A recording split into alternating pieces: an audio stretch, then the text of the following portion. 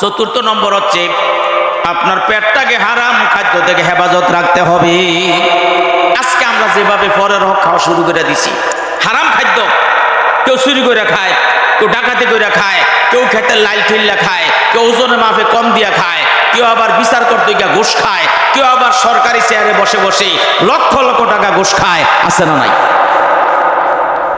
হারাম খাদ্য চিন্তা করে না, এই যে খানাটা খাইলাম এটা কি হালাল খাইলাম না হারাম খাইলাম, এই চিন্তা করে। এই চিন্তা যদি করতো কোনোদিন, হারাম খাদ্য মানুষ বক্ষণ করতো না, কোনোদিন সুদ খাইতো না, কোনোদিন ঘুষ খাইতো না, কোনোদিন পরের হক নষ্ট করতো না। কথা বলেন ঠিক কি? কথা একটা মনে পড়ছে কইলে, পাকিস্তানি কাবলি জামের মৌসুমে, কিসের মৌসুমে ভাই? পাকিস্তানি কাবলি জামের মৌসুমে বাংলাদেশে সফর করতে আসছে। আয়সা দেখে এক বাংলাদেশি ছেলে গাছ উঠটা জাম খায়। কি খায়? জাম খায়। তো পাকিস্তানি কাবলি মানুষ গাছের নিচে দাঁড়াইয়া উপরের দিকে চাইয়া কয়, তুম সব কিয়া খায়া কাটতে হো? বাংলাদেশি ছেলে কয়, হাম সব জাম খায়া কাটতে হো, হাম সব জাম খায়া কাটতে হো, হাম কা সেকতে হো, আমি কি তোমার সাথে খাইতাম ভাইরাম? বাংলাদেশি ছেলে কয়, কেউ নিহি জরুর তাসিব লাই দাঁড়া করা আর মুঝে যে খাই হে, আসেন না গাছে ওঠেন, জন্মের খাওয়া খান, এনদার কেউ নাই, আমনের ছাড়া আমি আর আমনে, উঠেন জাম গাছে উঠেন, জন্মের খাওয়া খান। পাকিস্তানি কাবলি বুঝেননি, জামের তারিফ শুনিয়া জাম গাছ উঠিয়া জাম খাওয়া শুরু করে দিছে। কাঁচাটিও খায়, ফাঁকাটিও খায়। কাঁচা পাকা জাম খাইয়া কাবলির মুখ গেছে কষে বইরা। এখন কাবলি কয়, এটি তো মজা লাগে না, মজা লাগবে কোনটি? বাংলাদেশি ছেলে কয়, কাবলি সাহেব কালো কালো জিডি আছে, এটি খুব টেস্ট লাগবে, স্বাদ লাগবে, আপনি কালো কালো জামগুলো খান। তো পাকিস্তানি কাবলি কালো কালো জাম খাইতেছে, কালো জামের উপরে বসছে কালো একটা ভোমর। চিনি বোমরা সাদা না কালা? বোমরার দিকে চাইয়া পাকিস্তানি কাবলি কয়, যেই কালার কালা, এই জামটা মনে হয় বেশি বালা। জাম মন কইরা বুমরারে থাপা দিয়া ধরছে। কাবলি রাতের মুষ্টির ভিতরে বুমরা ফইরা যখন বউ বউ শুরু করে দিছে, পাকিস্তানি কাবলি কয়, বউ করো বা করো চলেগা নিহি, কালা কালা জিতনি পাইঙ্গে সবকা চোরেঙ্গে, বউ বউ করলে কাজ হবে না, কালা কালা যা আছে একটাও ছাড়ুম না। আজকে আমাদের দেশে একদল মানুষ আছে চিন্তা করে না, এটা কি সুদের টাকা, এটা কি ঘুষের টাকা, হালাল না হারাম, জায়েজ না না জায়েজ, এই চিন্তা করে না। মনে করে টাকা হইলে হয়, খাও জনমের খাওয়া খাও, সেদিন বেশি দূরে নয় যেদিন আল্লাহর আদালতে তোমাকে হারাম খাদ্যের জন্য জবাব দিতে হবে। আমার নবী বলেন, বুখারী শরীফের হাদিস, লা ইয়াদখুলুল জান্নাতা জাসাদুন গুজিয়া বিল হারাম, হারাম দ্বারা লালিত পালিত শরীরটা জান্নাতে যাবে না, জান্নাতে যাবে না। কারণ হারাম খাইয়া আপনি শরীরটারে মোটা তাজা বানাইছেন, ঘুষ খাইয়া শরীরটারে মোটা তাজা বানাইছেন। দেখবেন কিছু শহরের মধ্যে গেলে দেখা যায় ঘুষ খাইতে খাইতে পেটটা দহিন দিকে বার হয়ে গেছে। আমার ভাইয়েরা, গোসল কইরা নাভির মধ্যে সরিষার তৈল দিয়ে আঙ্গুল গুড়ে আর কয় আসি কোন তালে, এমন ফেট হইছে হাতে দরজা খোলা লাগে না, ফেটের ঠেলায় দরজা খুইয়া যায়। আসেনি? হ্যাঁ, হিসাব দেওয়ান লাগবে। এই সাইডটা শর্ত যদি আপনার পুরা থাকে, আমি আবারও বলছি, মাহফিল থেকে মানুষ শিক্ষা গ্রহণ করে নাই, ওয়াজ মাহফিল শুনে ঠিক, কিন্তু চরিত্রে কোনো পরিবর্তন হচ্ছে না। কারণ আমরা শুনি এক, কাজ করি আরেক। কথা বলেন ঠিক কিনা? বেড়া সাইদাবাদ বাসে উঠছে, নামবো এলিয়ারডুন বাস স্ট্যান্ড। কই নামবো ভাই? এলিয়ারডুন বাস স্ট্যান্ড নামবো। একটা উদাহরণ দিয়ে আর ঘটনা অন্য জায়গায় করছে, কিন্তু সহজে বুঝাইবার জন্য আপনাদেরকে আমি এক্সাম্পলটা কাছাকাছি নিয়ে আসছি। গাড়ি তুলছে কই? সাইদাবাদ। কই নামবো? কই? এলিয়ারডুন বাস স্ট্যান্ড। কয়েকদিন বৃষ্টির রাস্তা পিছিয়ে রয়েছে, তো গাড়ির থেকে নামার সময় পিছতে পড়ে জানেনি ফায়ার হাঁটুটা চলে লিছে, চামড়াটা উঠে গেছে, দেউরিয়া গেছে বাজারও ডাক্তারের কাছে গিয়ে, ডাক্তার সাহেব কি দেখছি নাসার গায়ে বই না, ফায়ার হাঁটুটা চলে লিছে, ওষুধ টষুধ থাকলে দেন। ডাক্তার সাহেব চাই দেখে মাত্র হাঁটুটা চলাইছে, চামড়াটা উঠছে, লারা দিয়ে দেহে হাড়ও ভাঙছে না, মস্কাইছেও না। ডাক্তারে কয়, এগুলো তো মলম দিলে তো সাইরা যাইব। দিছে একটা জামবাগের মলম। দেখছি মুরব্বীরা আগে বাজারে জামবাগের মলম বেচে, ওইটা এখন ব্যান হয়ে গেছে, পাওয়া যায় না।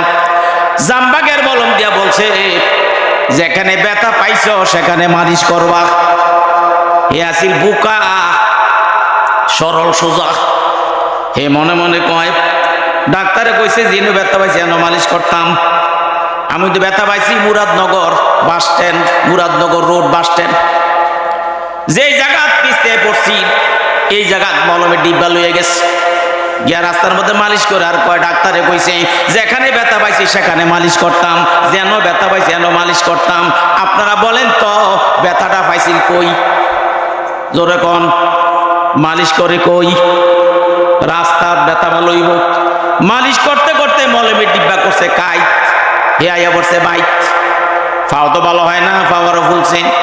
বিকাল বেলায় মন ডাকবো রাগ 10টা টাকা দিয়ে জামবাগের বলনটা কিনলাম, হারামো ব্যথা ভালো হইল না। আজকে তার ডাক্তারের সুডামু, ডাক্তারগিরি দেহামু। গেছে বাজারও, ডাক্তার কাছে গিয়ে কি কয় জানেননি? হারছে কাটদান আজাল আজু আজদাওয়া, হারছে কাটদান আজাল আজু আজদাওয়া, রঞ্জে আবজুদ গাছতে হাজত নারাওয়া। এ ডাক্তার সাহেব কি ওষুধ আমার দিলা? আমার রোগ বাড়লো তো সারলো না, রোগের কিছুই বুঝলাম না। এ ডাক্তার আন্দাজে একটা ওষুধের দোকান সাজিয়ে বইছেন, রোগ একটা ওষুধ দিছেন আর একটা, আমার ব্যথা দাও হারামও ভালো হয় না। ডাক্তার সাহেব কয় এত দামি মলম দিলাম, বিদেশি মলম দিলাম, দেখি দেখি কোন জায়গায় মালিশ করছো। কয় ডাক্তার সাহেব দোকানটা বন্ধ কইরা আমার লগে আইয়েন। ডাক্তার সাহেব কয় কই যাইতাম? রুগী কয় ব্যথার জায়গা দেখাইতাম। আপনারা কইছেন যেখানে ব্যথা পাইছি সেখানে মালিশ করতাম। আমি তো ব্যথা পাইছি মুরাদনগর রোড রাস্তার মধ্যে, এই জায়গার মধ্যে মালিশ কইরা পুরা মলম শেষ। জোরে কন্যা উজুবিল্লাহ। আমার ভাইয়েরা এইরকম বুঝা যদি আমরা মাহফিলে আইসা বুঝি, খোদার কসম করে বলতে পারি 40 বছর লাগিয়েও শুনতে পারবেন, 50 বছর লাগাইও শুনতে পারবেন, আপনার আমার চরিত্র কোনোদিন ভালো হবে না। কথা বলেন ঠিক কিনা? তাহলে ইমানদার হতে চাইলে 4টা শর্ত আপনাকে আমাকে পালন করতে হবে। 1 নাম্বার শর্ত, আমার ভাইয়ের অন্তরকে হিংসা থেকে হেফাজত রাখতে হবে। 2 নাম্বার শর্ত, মিথ্যা এবং গীবত থেকে জবানকে হেফাজত রাখতে হবে। 3 নাম্বার শর্ত, আপনার ইবাদতকে রিয়া থেকে পবিত্র রাখতে হবে।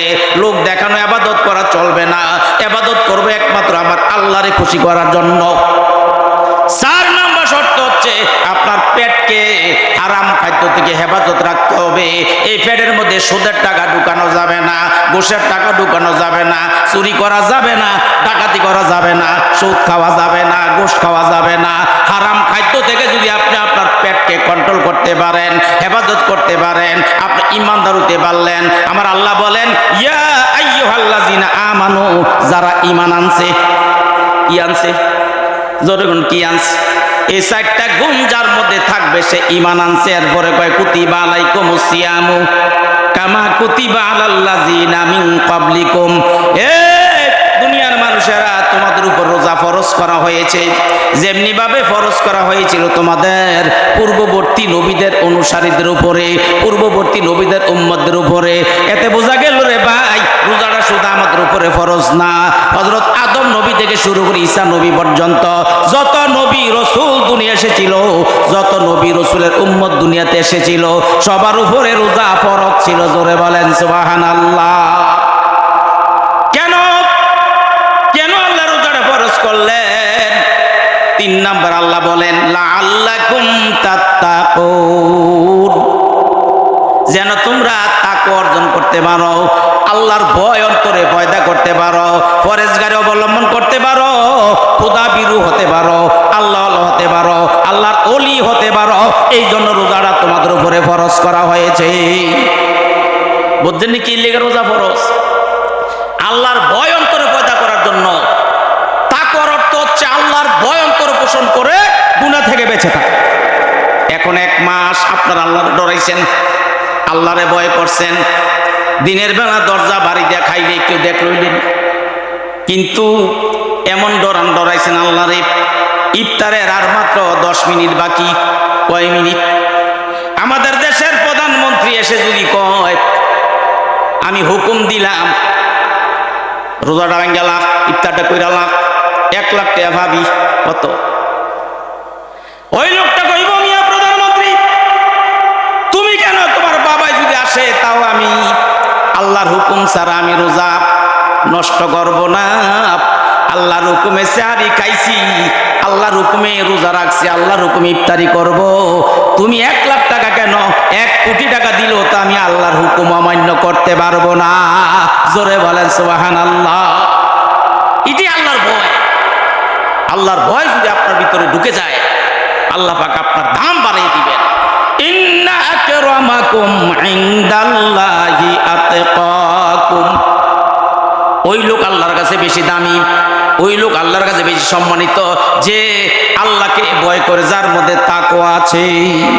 যাদের হৃদয়ে আছে আল্লাহর ভয়, তারা কবু পথে ভুলে যায় না। আল্লাহর প্রেম ছাড়া এই দুনিয়ায় কারো কাছে কোনো কিছু চায় না। কোন না আপনারা বলেন না? যাদের হৃদয়ে আছে আল্লাহর ভয়,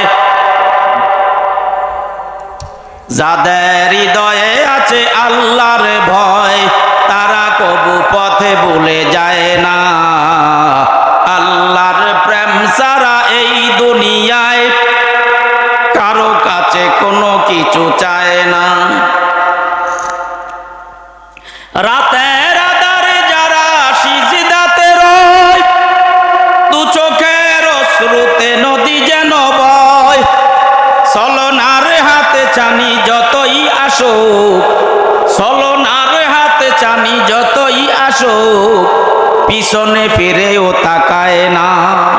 যাদের হৃদয়ে আছে আল্লাহর ভয়, তারা কবু পথে ভুলে যায় না।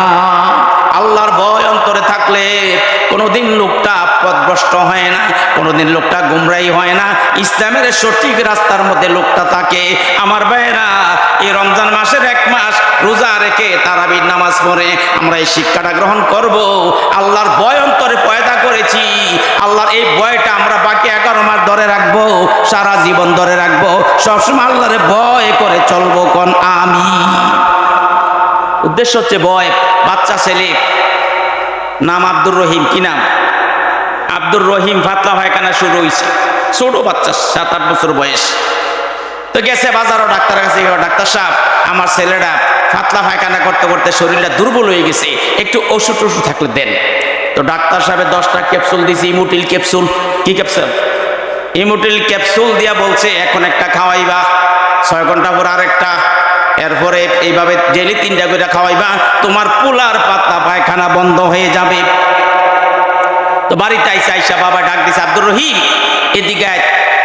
বাবা তুই পাতলা পায়খানা করতে করতে শরীরটা দুর্বল হয়ে গেছে, নে বাবা এই গ্লাসটার পানিটা দিয়া এই ক্যাপসুলটা খাইয়ালা। বলাই আব্বা ক্যাপসুল খাইতাম না। বাবাই কয় ক্যাপসুল না খাইলে তুই মারা যাবি। বলাই আব্বা মারা গেলে মারা যাবো, এরপরও ক্যাপসুল খাইতাম না। বাবা চিন্তা করে গেছে, একটা মাত্র ছেলে, ঔষধ যদি না খায়, ক্যাপসুল যদি না খায়, আমার পোলাটা মারা যাবে। বাবা চিন্তা করে গেছে কেমনে পোলারে ওষুধ খাওয়ানো যায়। ওই যে বিবি, ওয়াইফ চিনেননি? বিবি কয় আপনি চিন্তা করেন কি জন্য, আমার কাছে বুদ্ধি আছে। কয় কি বুদ্ধি? আমার ভাইয়েরা, ও মায়েরা, বোনেরা, আপনারা শুনলে খুশি হবেন। আল্লাহ পাক পুরুষের চাইতে মহিলাদেরকে 2টা গুণ বেশি দিয়েছেন। জোরে কোন সুবহানাল্লাহ। কয়টা গুণ? জহেরান বরজনসু আবর গালেবি, জহেরান বরজনসু আবর গালেবি, পাতে নান মাগলুবে জনরা তালেবি। আল্লাহ পাক পুরুষের চাইতে মহিলাদেরকে 2টা গুণ বেশি দিয়েছেন। 1 নাম্বার মহিলাদের উপস্থিত বুদ্ধি বেশি, বেটা দেশি, মহিলাদের উপস্থিত বুদ্ধি বেশি। 2 নম্বর মহিলাদের সৌন্দর্য বেশি, রঙে সুন্দর, ঢঙ্গে সুন্দর, কথায় সুন্দর, বার্তায় সুন্দর। ঠিক নিও? আমার আল্লাহ যেদিন আদম নবীকে বানাইলেন 60 গজ লম্বা কইরা, কয় গজ? যদি 2 হাতে 1 গজ তাহলে 120 হাত লম্বা, আর যদি গোড়া পর্যন্ত হয় 60 গজ, এও তো অনেক লম্বা। 60 হাত বা 60 গজ লম্বা করে আদম আলাইহিস সালামকে আল্লাহ বানাইলেন। আদম আলাইহিস সালামের একটা বাম পাজরের বাঁকা হাড্ডি দিয়া হযরত হাওয়া আলাইহিস সালামকে বানাইলেন। আদম আলাইহিস সালামকে বানাইয়া, হাওয়া আলাইহিস সালামকে বানাইয়া জান্নাতের মধ্যে আল্লাহ পাক থাকতে দিলেন। জান্নাতের মধ্যে আদম নবী হাওয়ার দিকে চায় আর নিজের দিকে চায়, আমি সুন্দর না, হাওয়াই সুন্দরী। বেহেশতের মধ্যে কোন আল্লাহ আদম বুঝালাইছে ব্যাপার কিরে, আমার থেকে দিয়ে হাওয়ারে বেশি ডকডক লাগে, সুন্দরী সুন্দরী লাগে। এবার আদম আলাইহিস সালাম আমার আল্লাহর জান্নাতের মধ্যে প্রশ্ন করলেন। কি করলেন? প্রশ্ন করে, আল্লাহ গো খলকো মে আদম সে পলে কিয়া মুসলমানি নাতে ইয়া কেসি নে জাতে খলে কবি পৌঁছানি নাতে। আমার আল্লাহর কাছে আদম নবী প্রশ্ন করে, আল্লাহ গো আমার এরকম আসলা বেসলা আতা বক্ত শক্ত বক্ত করে বানাইছো, আর হাওয়ারে দিয়ে কি সুন্দর করে বানাইছো, কারণটা কি জানতে চাই। আল্লাহ দুইটা জবাব দিচ্ছেন। কয়টা জবাব? জোরে করে কয়টা জবাব? খলকো মে আদম সে পলে কিয়া মুসলমানি নাতে ইয়া কেসি নে জাতে খলে কবি পৌঁছানি নাতে। আল্লাহ কো আদম রে, আদম রে, এক নাম্বার জানুনি আমি ও আদম, আদম রে জানুনি কেন আমি হাওয়ারে সুন্দরী করে বানাইছি। হে আদম, এক নম্বর কাজ হচ্ছে আমি আল্লাহ তোমারে প্রথম বানাইছি, তারপরে হাওয়ারে বানাইছি, তাই কারিগরের প্রথম কামটা বেডক হয়, পরের ডক ডাক বলা হয়। সুবহানাল্লাহ। আমি তো আদম তোমারে প্রথম বানাইছি। কয় বাজারে গিয়া চুপি চুপি কইতেছে, বাজারে গিয়া 10টা রসগোল্লা কিনে আনবেন, একটু নরম নরম ছাই আনবেন। কয় রসগোল্লা দিয়ে কি করবি? আপনি বুঝতেন না, রসগোল্লার ভিতরে ক্যাপসুলা টিপা টিপা বইরাম, বইরা ফুলারে রসগোল্লাটা দেবো, তো ফুলার রসগোল্লা খাইতে গেলে ফট করে ক্যাপসুলা ফ্যাটও ঢুকা যাইব, ভিতরে চলে যাইব, রোগটাও ভালো হয়ে যাইব। হাসা কথা কইছ, দিছে কোন ইচ্ছা বাজারও দেব। বাজারে গিয়ে বোঝেন নি, এই কৃষ্ণপুরের বাজার, এদিকে রসগোল্লা পাওয়া যায় না, আমরা উজিরপুর বাজার, এই কৃষ্ণপুর বাজার বা ইলাডুন গেছে রসগোল্লা আইনা 10টা বিডির কাছে দিছে, বেরিয়ে বিবিয়ে টিপা টিপা একটা রসগোল্লার ভিতরে একটা ক্যাপসুল চুপে চুপে বসছে। বইরা ডাক দিছে, আব্দুর রহিম এদিকে তোর আব্বা এই লাটগঞ্জ বাজার থেকে রসগোল্লা আনছে, বুঝছেন নি? ক্যাপসুল তো খাইতে চায় না, রসগোল্লা কথা হই না, ফুলার আর হুশ নাই। মা দেও দাও রসগোল্লা দাও, নে বাবা রসগোল্লা খা। ফুলারা তো রসগোল্লাটা দিয়া মায়ে ফাঁক করে গেছে, ফাঁক শাক করতো। কিছুক্ষণ পরে মায়ে ডাক দিয়ে জিগায়, আব্দুর রহিম রসগোল্লা খাইছ? ফুলায় আম্মা রসগোল্লা খাইছি, দানাটা ফালাই দিছি। আমার মায়েরা রসগোল্লা খাওয়ার উদ্দেশ্য ছিল না, উদ্দেশ্য যে ওষুধ খাওয়া, ওষুধ খেলে রোগ ভালো হবে। এই যে আমরা 1 মাস রোজা রাখলাম, 1 মাস সেহরি খাইলাম, 1 মাস তারাবির নামাজ পড়লাম, 1টি মাস ইফতার করলাম, 1 মাস তাহাজ্জুদ নামাজ পড়লাম। আমার আল্লাহর উদ্দেশ্য এই যে রোজা দিছে ফরজ কইরা, আল্লাহর উদ্দেশ্য কিন্তু ভিন্ন। আল্লাহর উদ্দেশ্য হচ্ছে আমার বান্দা যেন তাকওয়া অর্জন করতে পারে। জোরে কোন সুবহানাল্লাহ। কি অর্জন করা? তাকওয়া, আল্লাহর ভয় অন্তরে পয়দা করা। এই ভয়টা যেন সবসময় রমজান মাসে যেমনি আল্লাহরে ডরাইছেন, যেভাবে ভয় করছেন, আচ্ছা দুয়ার বাড়িতে খাইলে কেউ দেখলইলে আল্লাহর ভয়ে খান না। আমরা যেন প্রত্যেকটা কাজকর্ম করতে গেলে এইভাবে আল্লাহর হুকুম আমরা মেনে চলতে পারি। আল্লাহর নাফরমানির কোনো কাজ, আল্লাহ এবং আল্লাহ রাসূলের কোনো কথা হুকুম আমরা অমান্য করব না। রাজি আছেন? নারায়ে তাকবীর। এরপরে আমি যে আয়াতে কারিমা তেলাওয়াত করছি আপনাদের সামনে, সূরা বাকারার 85 নম্বর আয়াত। কত নম্বর? আল্লাহ বলছেন, শাহরু রমাদান আল্লাযী উনজিলা ফীহিল কুরআনু হুদাল লিন-নাসি ওয়া বায়্যিনাতিম মিনাল হুদা ওয়াল ফুরকান। আল্লাহ পাক রব্বুল আলামিন এই রমজান মাসে কোরআন নাজিল করছেন। কোন মাসে? আল্লাহ আমি রমজান মাসে কোরআন নাজিল করেছি হুদাল লিন-নাস, এজন্য নাজিল করেছি মানুষের হেদায়েতের জন্য, মানুষকে হেদায়েত করার জন্য, মানুষকে সঠিক রাস্তাটা দেখাইবার জন্য আমি কোরআন নাজিল করেছি। জোরে বলেন সুবহানাল্লাহ। রমজান মাসে কোরআন নাজিল হয়েছে, রমজান মাসের দাম বেড়ে গেছে। কিরম বাড়ছে দামটা রমজান মাসে? একটা নফল আদায় করলে একটা ফরজের সমান, একটা ফরজ আদায় করলে 70টা ফরজের সমান। 1 টাকা খরচ করলে এটা 700-র অধিক আল্লাহ পাক সওয়াব দিয়া দিবেন। কোন আমি মাওলানা আনিসুর রহমান আশরাফি সাহেবের একটা ওয়াজ শুনলাম, অনেক বড় বুজুর্গ আলেম, ওনার ওয়াজ মাঝে মাঝে শুনি। মুস্তাকির নবী সাহেব, ওনার খলিফা মাওলানা আনিসুর রহমান আশরাফি হুজুর, আমার অত্যন্ত বয়সে যদিও ছোট হয় কিন্তু অত্যন্ত শ্রদ্ধাভাজন ব্যক্তি। আমারে দেখলেও খুব সম্মান করে, ইজ্জত করে। উনি বলছে, আপনি 1 টাকা দান করলে আল্লাহ রাস্তায়, একটা নেক করলে আল্লাহ তার নিয়তের উপরে নেকটা দিব, আমলটা দিব। আল্লাহ কইব আমার বান্দাই নেক কাজ করছে, 700 লেখো। কত কয় 7,000 লেখো, 70,000 লেখো, 7 লক্ষ লেখো, 70 লক্ষ লেখো, 7 কোটি লেখো, 70 কোটি লেখো। জোরে কোন সুবহানাল্লাহ।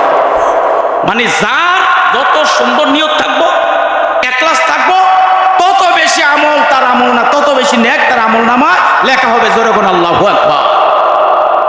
দেখেন রমজান মাসে কোরআন নাজিল হওয়ার কারণে রমজান মাসটার দাম বাইরে গেছে। একটা নফল একটা ফরজের সমান, একটা ফরজ 70টার সমান। আর যে রাত্রে কোরআনটা নাজিল হয়েছে, রাত্রটার দাম কত? লাইলাতুল কদরি খায়রুম মিন আলফি শাহর।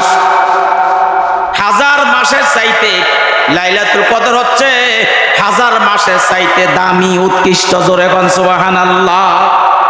1000 মাস হচ্ছে 83 বছর 4 মাস। আমার ভাইয়েরা 83 বছর 4 মাস ইবাদত করলে যে সওয়াব পাইতেন, সবে কদর রাত্রিতে একটা রাত্রে আর চাইতে বেশি সওয়াব। সুবহানাল্লাহ। কারণ কি জানেননি? এই সবে কদর রাত্রে আল্লাহ কোরআন নাজিল করছেন। যেই মাসে কোরআন নাজিল হয়েছে এই মাসের দাম এত বেশি বেড়ে যেতে পারে। যেই রাত্রে কোরআন নাজিল হয়েছে এই রাত্রে যদি কোরআনের এই রাত্রটা যদি এত দাম বেড়ে যেতে পারে, কোরআনের সাথে যদি আপনার আমার সম্পর্ক হয়ে যায়, আমরা যদি কোরআন অধ্যয়ন করি, কোরআন তেলাওয়াত করি, এই কোরআন দিয়া যদি জীবন চালাই, এইভাবে আপনার আমার দাম আল্লাহ পাক বাড়াইয়া দিবেন। কোন আমি কোরআনের আইন মানতে হবে ভাইয়েরা আমার। কোরআন শরীফ শিক্ষা করা ফরজ। শিক্ষা করা কি? কোরআন শরীফ শিক্ষা করা ফরজ, সহি শুদ্ধভাবে শিক্ষা করা ফরজ, কোরআন শরীফ বুঝে পড়া ফরজ, কোরআনের আইন বাস্তবায়ন করা ফরজ, কোরআনের আমল, কোরআনের দাওয়াত মানুষের কাছে পৌঁছাইয়া দেওয়া ফরজ। সুবহানাল্লাহ। আপনার আমার মধ্যে কয়টা ফরজ আছে? কোরআন শরীফ শিক্ষা করা ফরজ, কোরআন শরীফ সহি শুদ্ধভাবে শিক্ষা করা ফরজ, কোরআন বুঝে পড়া ফরজ, কোরআন শরীফের আইন এই দুনিয়ায় বাস্তবায়ন করা ফরজ, কোরআনের দাওয়াত পৌঁছে দেওয়া ফরজ।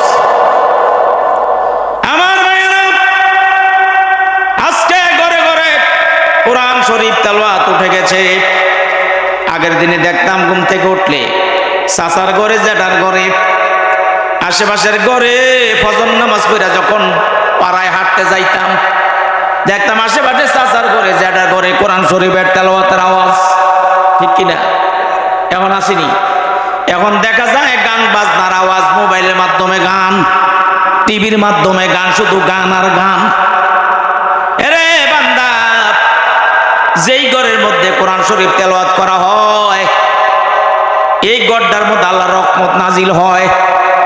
যেই ঘরের মধ্যে গান বাজনা হয় এই ঘরের মধ্যে আল্লাহর রহমত থাকে না, শয়তান আইয়া বাসা বাঁধে। এই ঘরের মধ্যে আল্লাহর গজব নাজিল হয়। জোরে কর নাউজুবিল্লাহ। এই জন্য ভাইয়েরা কোরআন শরীফ শিক্ষা করতে হবে। আমরা রমজান মাসে কোরআন শরীফ খতম করছেন না? কারা কারা খতম করছেন কোরআন শরীফ রমজান মাসে? হাত দেখান তো। মাশাআল্লাহ মাশাআল্লাহ, অনেকে কোরআন শরীফ খতম করছেন। আচ্ছা, এই রমজান মাসে কোরআন শরীফ খতম করছেন, শেষ। কয় হুজুর রমজান মাসে আইলে না কোরআন খতমের দরকার, রমজান মাস চলে গেলে দরকার নেই। জোরে কর নাউজুবিল্লাহ। রমজান মাসে 1 মাস কোরআন শরীফ তেলাওয়াত করে এমন একটা অভ্যস্ত হবেন, শিক্ষা নিবেন, যেন প্রত্যেক দিন আমি কোরআন শরীফ তেলাওয়াত করি। হয় ফজরের পরে করবেন, না হয় ঘুমাইবার আগে এশার নামাজের পরে করবেন। এশার নামাজের পরে সূরা মুলুক তেলাওয়াত করে ঘুমাবেন, কবর আযাব আল্লাহ মাফ করে দিবেন। যারা নিয়মিত সূরা মুলুক তেলাওয়াত করে রাতে ঘুমায়, কবর আযাব মাফ। একটু জিকির করেন লা ইলাহা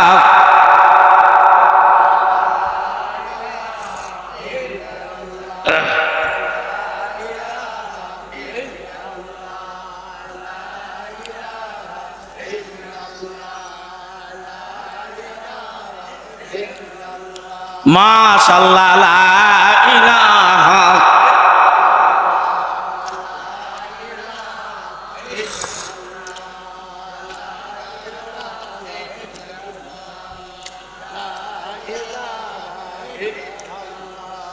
আনসারী সাহেবের নিয়ে আসেন, আজকের মাহফিলের প্রধান আকর্ষণ হযরত আলী আনসারী সাহেব স্টেজ দিকে আসেন, কারণ গরমের মৌসুম তো বেশি লম্বা আলোচনা করে মানুষকে কষ্ট দেওয়া ঠিক না, ঠিক কিনা? লা ইলাহা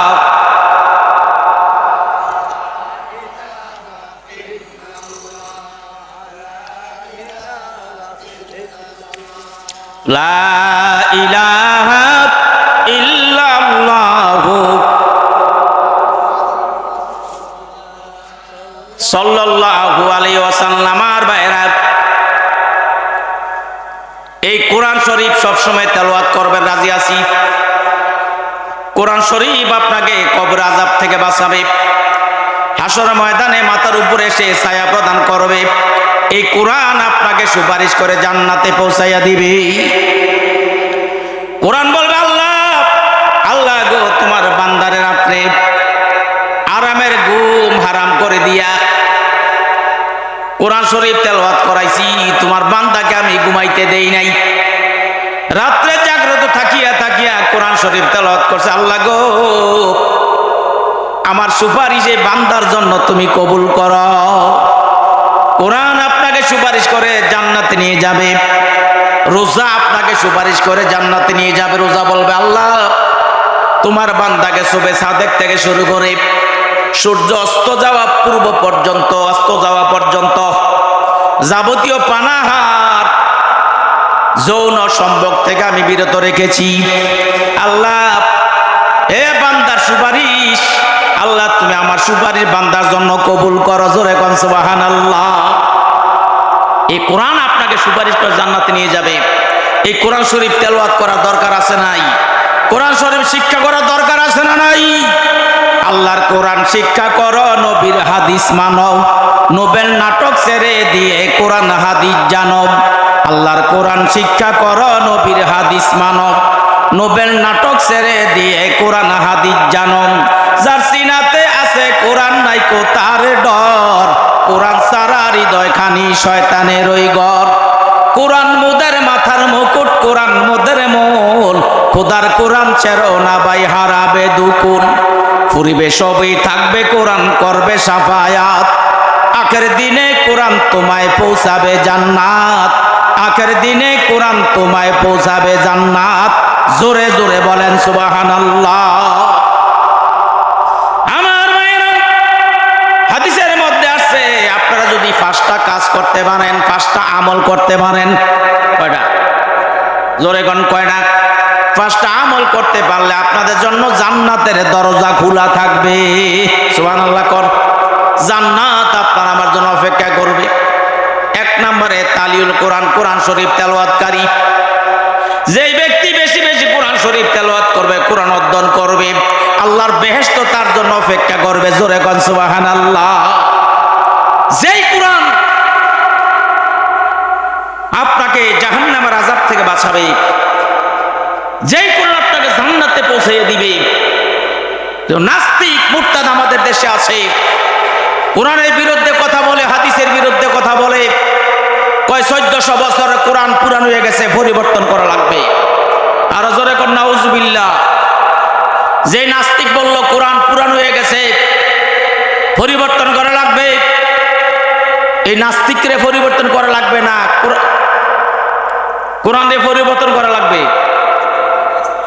মাথা যদি ফাক্কার মধ্যে ধাক্কা দেন, মাথা ভাঙবো না ফাক্কা ভাঙবো। हर दौरा तब्दीलो तारीफ आए जावा, हर दौरा तब्दीलो तारीफ आए जावा, ताक़ियामत निस्ते मुमकिन हर ज़मा। जोरे कौन सुबहानाल्लाह। আমার আল্লাহ কয়, ও মুসলমান, ও বান্দা, কোরআনের বিরোধিতা করতে পারবা, দুশমনি করতে পারবা, জানিয়ে রাখো কিয়ামত পর্যন্ত আমার আল্লাহর কোরআনের একটা জের জবর পরিবর্তন করার দুনিয়ায় কারো ক্ষমতা নাই। জোরে কোন সুবহানাল্লাহ। কেমনে কোরআন পরিবর্তন করবে? এই কোরআন মাজিদ নাজিল করছে কে? আর জোরে কোন কে? এর হেফাজত করব কে? কোরআনে দলিল আসেনি। সূরা আল হিজরের 9 নম্বর আয়াত আল্লাহ বলছেন, ইন্না নাহনু নাযালনা যিকরা ওয়া ইন্না লাহু লাহাফিজুন। আলফাজ আমানি কোরআন আমিন।